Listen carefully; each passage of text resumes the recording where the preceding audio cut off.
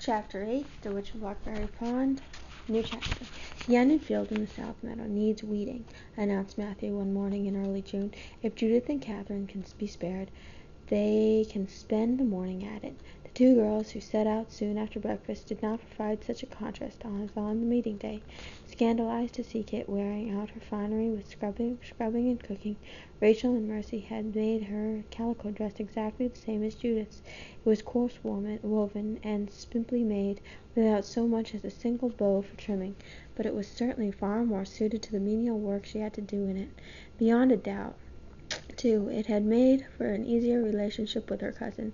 The morning Judith seemed almost friendly. "What a wonderful day!" she exclaimed. "Aren't you glad we don't have to stay inside, Kit?" Kit felt quite cheerful. It really was a wonderful day, with a blue sky, and the fields and woods all a soft green. The roadway was bordered with daisies and buttercups, pale and thin, of course, compared to the brilliant masses of color in Barbados, but pretty all the same, and for the first time since she had come to Wethersfield she did not feel chilly. The girls passed the meeting-house, turned down Short Street, and went on down the pathway that was known as the South Road. The great meadow, Judith explained, was the grassy land that lay within the wide leap of the river. "No one lives there," Judith told her, "because in the spring the river floods over, and sometimes the fields are completely covered. After the water goes down we can use the land. 'Tis good, rich soil, and every landowner has a lot for pasture or gardens. Father is entitled to a bigger lot, but he has no one to help him." As they came out from the shelter of the trees and the great meadows stretched before them, Kit caught her breath. She had not expected anything like this. From the first moment, in a way she could never explain, the meadows claimed her and made her their own.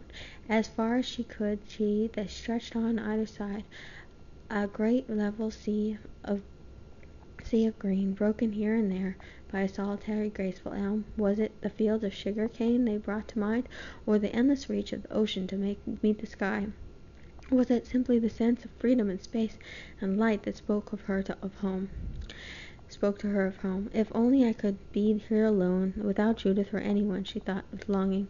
"Some day I am going to come back to this place, when there is time, just to stand still and look at it." How often she would come back she had no way of foreseeing, nor could she know that never, in the months to come, would the meadows break that promise they had held for her at this moment, a promise of peace and quietness, and of comfort for a troubled heart.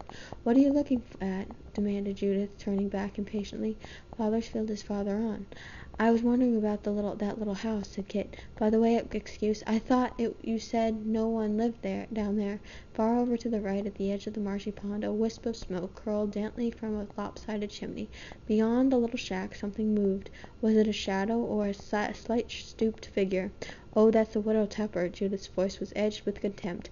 "Nobody but Hannah Tupper would live there by the Black Pond, right at the edge of the swamp. But she likes it. They can't persuade her to leave." "What if the river floods?" "It did 4 years ago, and her house was covered right over. No one knows where she hid, but when the water went down, there she was again. She cleaned out the mud and went right on as though nothing had happened. She's been there as long as I can remember, all alone with her cats. There is always a cat or so around. People say she's a witch." "Do you believe in witches, Judith?" "Maybe not," said Judith doubtfully. "All the same, it gives me a creepy feeling to look at her. She's queer, that's certain, and she never comes to meeting. I'd rather not get any closer."